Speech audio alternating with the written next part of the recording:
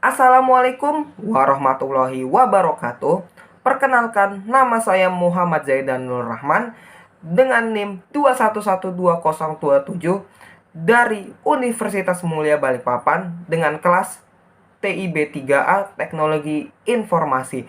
Kali ini saya akan menjelaskan mengenai distribusi multimedia. Proses distribusi multimedia yaitu ada representation medium yang berarti ditentukan oleh pengembang berupa informasi multimedia.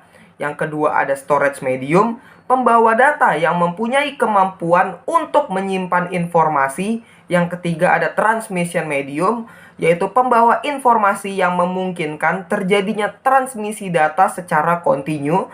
Yang keempat ada presentation medium, yaitu tool dan device yang digunakan untuk proses output informasi. Distribusi media atau distribusi multimedia dibagi menjadi dua, yaitu ada offline dan juga online. Offline yaitu sistem multimedia standalone yang terdiri dari installation atau kioska, CD-ROM atau software download. Yang kedua ada online, yaitu sistem multimedia berbasis jaringan yang berisi kioska melalui jaringan komputer, video conferencing, digital TV, internet protocol based television, internet radio, dan juga application store. Yang pertama, distribusi offline.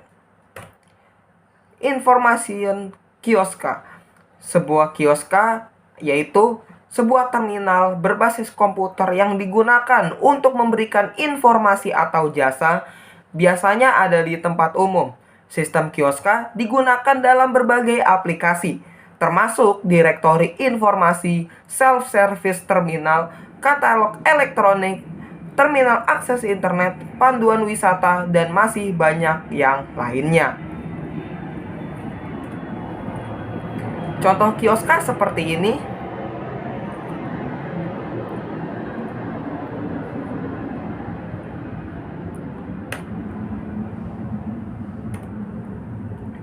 Aplikasi CD interaktif berisi interaktif company profile, electronic encyclopedia, electronic book atau e-book, electronic magazine atau e-magazine, produk katalog, interaktif video CD-ROM, marketing CD-ROM, dan juga portfolio atau bisnis CD.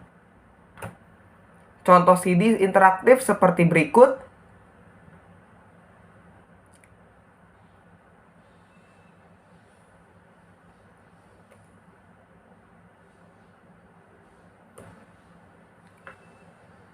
Apa CAI itu? CAI merupakan sebuah sistem pengajaran pendidikan yang dilakukan hampir seluruhnya oleh komputer. Sistem ini seperti biasanya menggabungkan fungsi-fungsi seperti menilai kemampuan siswa dengan pretest. Yang kedua, menyajikan materi pendidikan dalam bentuk navigasi, memberikan latihan berulang-ulang untuk meningkatkan pengetahuan siswa, memberikan latihan game berbasis belajar untuk meningkatkan kenyamanan para siswa atau mahasiswa. Yang selanjutnya, menilai kemajuan siswa dengan post-test. Yang terakhir, merekam skor dan kemajuan siswa untuk kemudian diperiksa oleh instruktur kursus. Jenis CAI berisi latihan, pembelajaran, permainan, simulasi, dan juga tutorial. Keuntungan penggunaan CAI yaitu menghemat waktu latihan, kualitas pengguna dapat terus meningkat, dapat disesuaikan dengan standar kurikulum, mudah dimodifikasi, dan diperbaharui. Contoh program CAI itu seperti ini. Ada tumbling motion, other control loops, classification efficiency, dan juga SAGE, triple E simulator, dan sebagainya. Seperti ini, ada visual control. Bisa lihat di sini ada final testnya ya. Nah, yang selanjutnya ada distribution online atau distribusi online. Karakteristik data multimedia difokuskan pada continuous media berupa video dan juga audio. Memiliki karakteristik voluminous, membutuhkan data rate tinggi dan berukuran besar. Yang kedua, real time dan interaktif, membutuhkan low delay dan membutuhkan sinkronasi dan interaktif. On demand files, file media ditaruh di server. Yang kedua, dapat diunduh atau di-download kapan saja. Yang ketiga, banyak orang secara bersamaan dapat mengunduh file yang sama atau distance learning. Proses download dapat ditunda dan paket data yang dikirim dapat diperkecil. Live broadcasting yaitu merekam peristiwa saat itu juga, kemudian mengencode-nya dengan menjadi stream file. Yang kedua, ada mengirimkan stream file tersebut ke server. Yang ketiga, server akan membroadcast stream file ke connected user. Yang terakhir, membutuhkan lebih banyak transfer rate daripada on-demand file. Proses ini downloadnya tidak dapat ditunda. Yang kedua, paket data tidak dapat diperkecil. Penerapan live broadcasting yaitu video and audio streaming di YouTube, video conferencing di video call, internet protocol based television atau biasa disebut IPTV, digital TV atau internet TV, dan juga internet radio. Seperti ini contohnya dari streaming atau video on demand di YouTube. Ini video conference. Ini IPTV. Dan ini dia smart TV atau multimedia TV. Ini sebuah streaming ya, di Mivo TV. Ini dia radio. Selanjutnya, streaming media. Pengantar stream media. Saat ini sangat mudah menemukan website yang menyertakan file streaming media. Contohnya, internet radio station, movie trailer, music store yang biasanya berisi sampel musik, dan distance learning application. Kelemahannya, pada awalnya internet tidak dapat didesain untuk mentransfer media, tetapi sekarang banyak konten website berisi file multimedia. Konsep dasar stream media. Streaming menawarkan pendekatan baru untuk file multimedia di internet. User tidak perlu menunggu sampai file selesai, semua di-download baru dimainkan. Streaming media dapat dimainkan ketika file media sedang ditransfer. Data yang ditransfer melalui internet dimainkan kemudian dibuang atau di-flash. Saat streaming media juga menawarkan user control pada saat streaming ketika file dimainkan atau biasa disebut interaktif. Hal yang tidak mungkin dilakukan dengan web server biasa. Streaming media adalah suatu teknologi yang mampu mengirimkan file multimedia digital secara on-demand atau sesuai permintaan maupun live broadcast pada jaringan internet. Download dengan streaming. Apa bedanya? Download dan simpan file dalam HD sehingga dapat dinikmati saat offline. Yang kedua, file dapat dengan mudah di-copy. Namun, kelemahannya tidak bisa real time. Waktu download lama, file baru bisa dimainkan atau diputar. Yang ketiga, rawan pembajakan, tidak ada copyright protection. Streaming, klik langsung segera dimainkan, mendukung live broadcast karena real time, mendukung user interactivity pada saat streaming. Yang terakhir, mendukung copyright protection.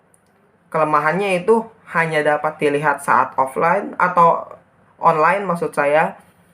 Yang kedua, file dihapus setelah dimainkan. Stream media sistem komponen. SM dapat dibentuk dari beberapa software yang berkomunikasi pada level yang berbeda. Basic streaming media sistem terdiri dari 3 komponen, yaitu encoder, server, dan juga player.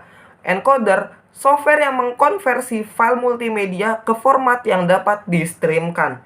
Server, software yang mengirimkan stream kepada user member. Player, software yang digunakan untuk menjalankan streaming media.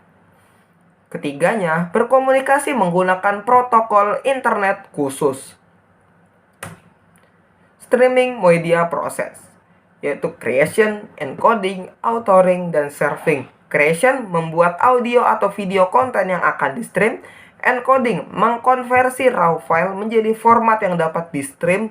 Authoring mendesain bagaimana media akan disajikan. Serving meletakkan file pada server dan mempublishnya di internet.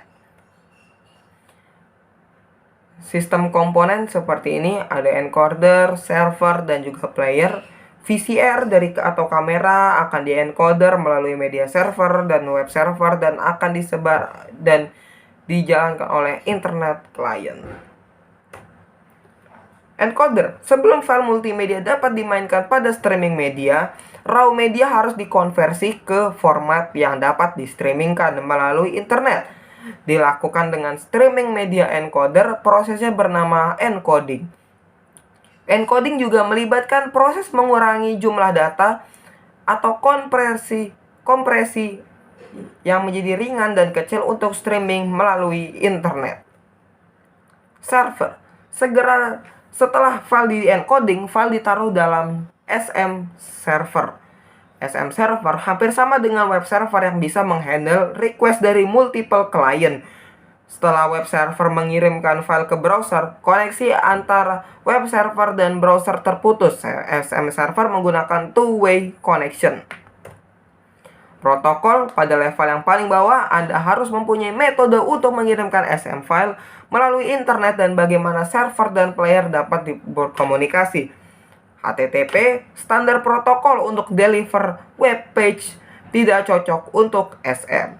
Untuk SM, ada protokol yang ada tetapi belum distandarkan.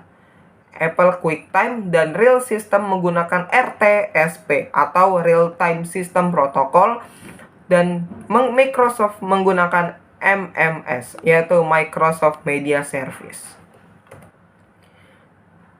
Kode CS, yaitu setelah SM data di-unpack dan disusun kembali, SM player harus decode dan data multimedia sebelum dimainkan. Ini dilakukan oleh aplikasi kecil, library, atau yang biasa disebut codec. Tentu saja perubahan ukuran file akan mempengaruhi kualitasnya juga.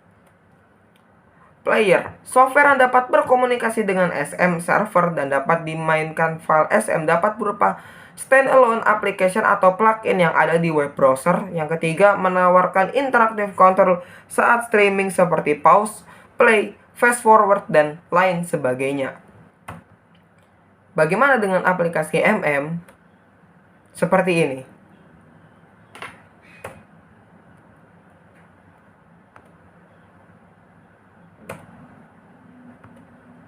Mungkin itu saja yang bisa saya sampaikan mengenai distribusi multimedia.